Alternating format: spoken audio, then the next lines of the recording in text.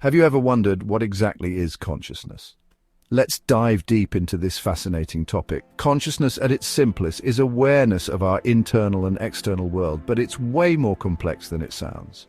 Think about it. Philosophers, scientists, and theologians have debated its nature for millennia. Some say consciousness is just another word for the mind, while others argue it's only a part of the mind. In ancient times, it was all about our inner life, the world of introspection, private thoughts, imagination, and volition. Today, it includes any kind of cognition, experience, feeling, or perception. Consciousness might be awareness, awareness of awareness, metacognition, or self-awareness. And here's the kicker, it could be continuously changing or not. Why is it so debated? Because there's no single definition that everyone agrees on. Are we asking the right questions? That's a question in itself. Philosophers like Descartes, who famously said, "I think, therefore I am," focused on consciousness being a fundamental part of existence. Scientists, on the other hand, are trying to understand how our brains create this sense of awareness. One approach is the study of neural correlates of consciousness. Simply put, these are the specific brain activities that correspond to being aware. But even with advanced brain imaging, we're still scratching the surface. Theologians often connect consciousness to the soul or a higher power. They might argue that consciousness is evidence of something greater than the physical world.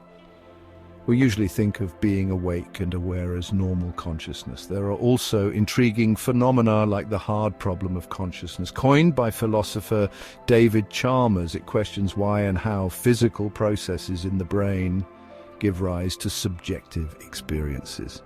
Why does seeing the color red feel like something? Why does pain hurt? This remains one of the biggest mysteries.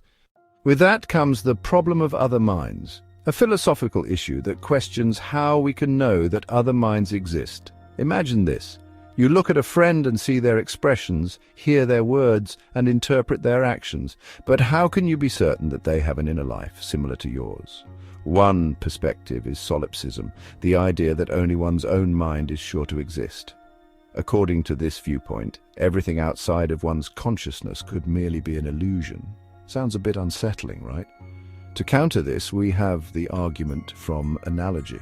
It suggests that because other people behave similarly to us in similar situations, it's reasonable to assume their inner experiences are akin to ours. For example, when you see someone smile, you infer they're happy because that's how you feel when you smile. But is this enough? Philosopher Ludwig proposed that language plays a crucial role in this understanding. He argued that our ability to communicate and share experiences through language is what allows us to ascribe mental states to others. Without a shared language, understanding another's mind becomes almost impossible. Mirror neurons, for instance, are brain cells that fire both when we perform an action and when we see someone else perform the same action. Despite these theories, the problem of other minds remains a profound mystery. Can we ever truly know what it's like to be someone else, or are we forever confined to our own subjective experiences? Adrian Dorig and colleagues list 13 notable theories, while Anil Seth and Tim Bain list 22. First up, we have the Global Workspace Theory, GWT, a cognitive architecture proposed by Bernard Baars in 1988. Imagine the mind as a theater, where conscious processes are the illuminated stage. This stage integrates inputs from various unconscious networks and broadcasts them to the unconscious audience. Cognitive neuroscientists like Stanislas Dehaene and Lionel Nakache have expanded on this metaphor, making it a cornerstone of cognitive neuroscience. Next, the Integrated Information Theory, IIT, posits that consciousness resides in the information being processed. It arises when this information reaches a certain level of complexity. UIT is unique in attempting to create a one mapping between conscious states and formal mathematical descriptions, potentially grounding consciousness in the very neurons that process this information. Then there's the orchestrated objective reduction, Orch OR theory, which suggests that consciousness originates at the quantum level within neurons. This theory postulates a quantum process called objective reduction, orchestrated by microtubules within cells. Although the details go beyond current quantum theory, it offers a quantum perspective on consciousness. In 2011, Graziano and Kastner introduced the attention schema theory. This theory focuses on specific cortical areas in the brain that build the construct of awareness. These areas attribute awareness to both oneself and others. Damage to these regions can lead to deficits like hemispatial neglect, highlighting their crucial role in conscious experience. The entropic brain theory, informed by neuroimaging research with psychedelic drugs, suggests that the brain, in primary states, such as REM sleep, early psychosis, and under the influence of psychedelics, is in a disordered state. Normal waking consciousness constrains this freedom, enabling metacognitive functions like reality testing and self-awareness. Finally, in 2017, David Rudroff and colleagues, including Carl Friston, applied the active inference paradigm to consciousness. This model integrates sensory data with prior information in a process of projective transformation.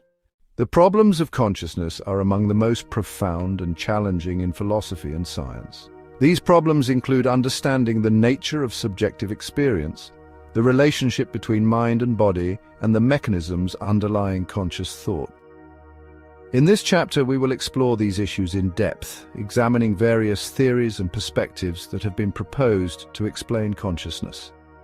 Let's start with subjective experience. Imagine the feeling of tasting your favorite food or the sensation of a warm embrace. These personal, inner experiences are what we call qualia.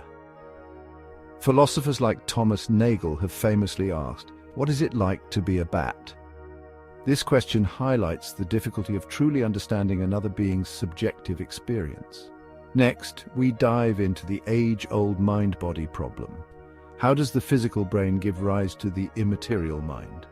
Dualists, like René Descartes, argue that the mind and body are distinct entities. In contrast, physicalists believe that mental states are entirely the result of physical processes in the brain.